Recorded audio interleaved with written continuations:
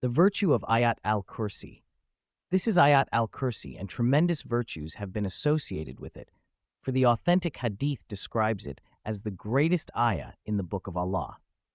Imam Ahmad recorded that Ubay bin Ka'b said that the Prophet asked him about the greatest ayah in the Book of Allah, and Ubay answered, Allah and His Messenger know better. When the Prophet repeated his question several times, Ubay said, Ayat al-Kursi. The Prophet commented, لِيَهْنِكَ الْعِلْمُ أَبَا الْمُنذِرِ وَالَّذِي نَفْسِي بِيَدِهِ إِنَّ لَهَا لِسَانًا وَشَفَتَيْنِ تُقَدِّسُ الْمَلِكَ عِنْدَ سَاقِ الْعَرْشِ, next to the leg of the throne. This hadith was also collected by Muslim, but he did not include the part that starts with, by he in whose hand.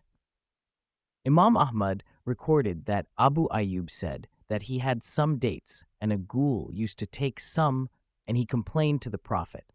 The Prophet said to him, when you see her, say, in the name of Allah, answer to the Messenger of Allah sallallahu. Abu Ayyub said that when she came again, he said these words, and he was able to grab her. She begged, I will not come again, so Abu Ayyub released her. Abu Ayyub went to the Prophet, and the Prophet asked him, what did your prisoner do? Abu Ayyub said, I grabbed her, and she said twice, I will not come again, and I released her. The Prophet said, she will come back. Abu Ayyub said, so I grabbed her twice or 3 times, yet each time I would release her when she vowed not to come back. I would go to the Prophet, who would ask me, what is the news of your prisoner? I would say, I grabbed her, then released her when she said that she would not return. The Prophet would say that she would return. Once I grabbed her and she said, release me and I will teach you something to recite so that no harm touches you, that is, Ayat al-Kursi. Abu Ayyub went to the Prophet and told him, and the Prophet said, she is liar, but she told the truth. At-Tirmidhi recorded this hadith in the chapter of the virtues of the Quran and said, Hasan Garib. In Arabic, ghoul refers to the jinn when they appear at night.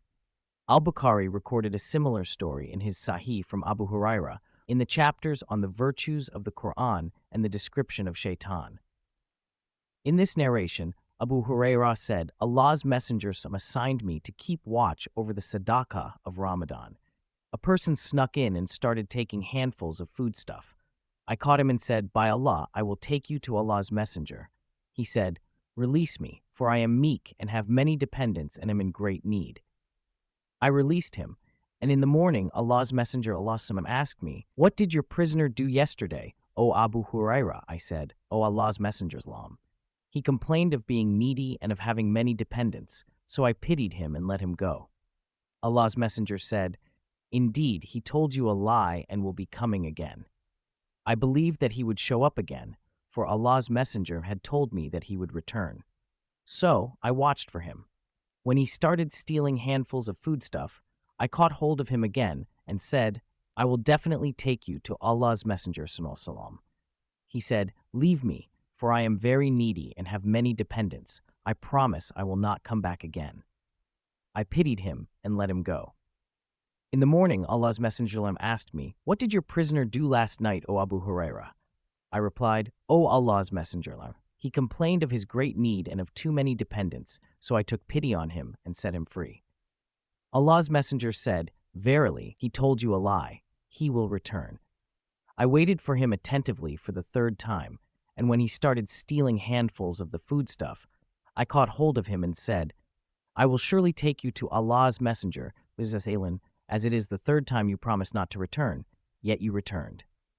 He said, let me teach you some words which Allah will give you benefit from.